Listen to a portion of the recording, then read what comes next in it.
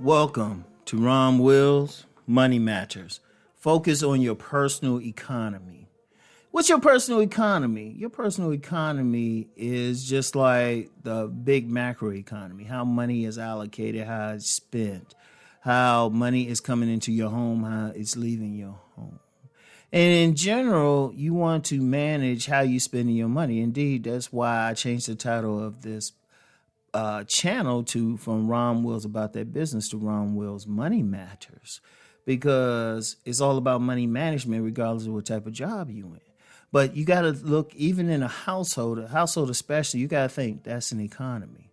You know, how much money you spending on food, how much money you spending on just your living abode, whether it's a room somewhere, whether it's an apartment, whether it's a townhouse, whether it's some big home on some big land, or, you know, whatever, however you do it, a houseboat.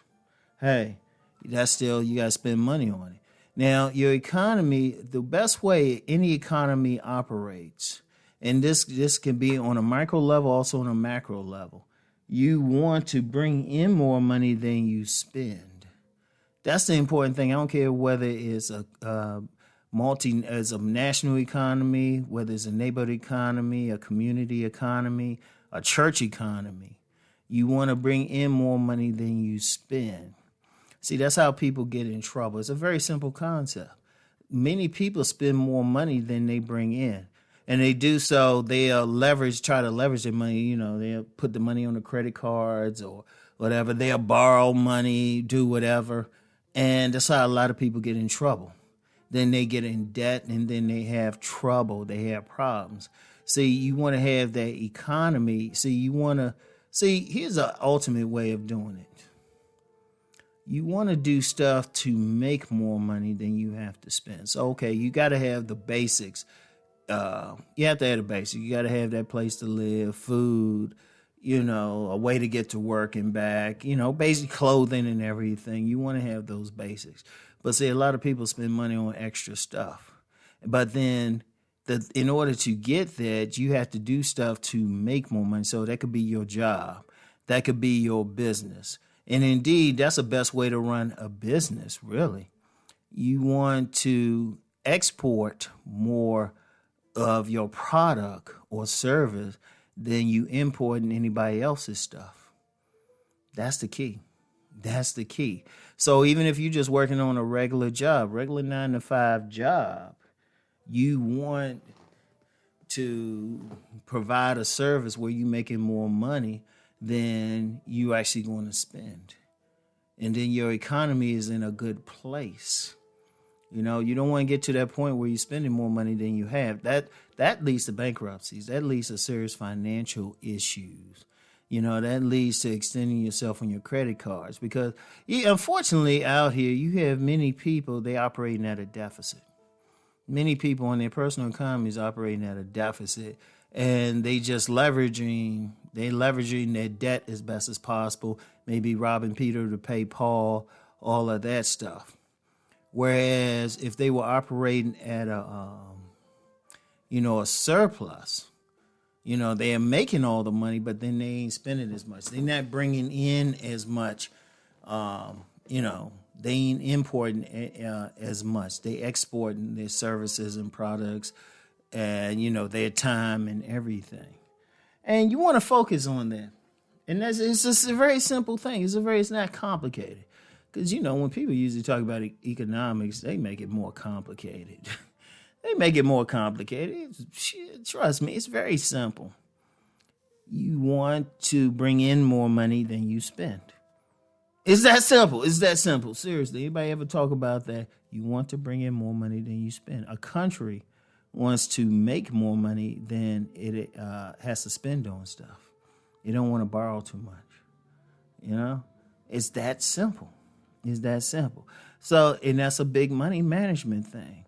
Like, I haven't talked about savings in a long time, but, you know, it's kind of bad when a lot of people, you have half of Americans, they couldn't handle a $400 emergency. In fact, what I know about car insurance, usually if you crash your car, you know, everybody has to have insurance by law. But a lot of people, they walking around with something busted on their car or something. They can have a busted tail light or some like blatant damage, and it's like they can't fix it. Why? They don't even have $500 deductibles. And that's a crying shame. And imagine what deductibles you have to pay for medical care. That's a problem. You want to be in that position where you have such a surplus, you can handle the emergencies. That's why you create the savings. That's why you make good investments. And I would say this about investments. Only invest in stuff that you can get money back. Only invest in stuff. Like that could be a business, that could be real estate funds, something like that. Only invest in stuff. You need to be making money. I mean, even if you want to like take a gamble on some stuff, that's cool. If you have a surplus of money and you can afford it. But you need to make sure that you always have a surplus. Like as far as savings, you want to work to have at least 3 months worth of, expenses. You want to work towards it. Okay, if you can get more a year or so, hey, that's even better. At a minimum, have a month. That's how you want to look at it. You want to be able to say, hey, if something happens, I can handle this for a few months. You might, you could be a layoff on your job or something. You want to be able to say, I can do this. You want to manage your economy like that. You want to be in that position where you have a surplus. You don't want to spend. Like one of the things, don't spend on everything. Especially if you can. Figure out ways you can save that money. Always figure it out. You always want to have more coming. You want to have more coming in that you sending out. Very simple. If you just stick on that one little principle to bring in more money than you put back out, you win. It's just that simple. So if you bringing in $10,000 a month, you only want to put out $5,000. Or even if it's tight, you bringing in $10,000, you got to put out $9,000. Hey, that ain't bad to start out with. But you always want to operate at a surplus. One of the things you can do when you budget your money, think in terms of having extra at the end of the month. So work on that budget. Pay yourself first with that savings, but think your personal economy. You want to have a surplus. Not a deficit. All right? So I want y'all to really work on that, and let's go make that money.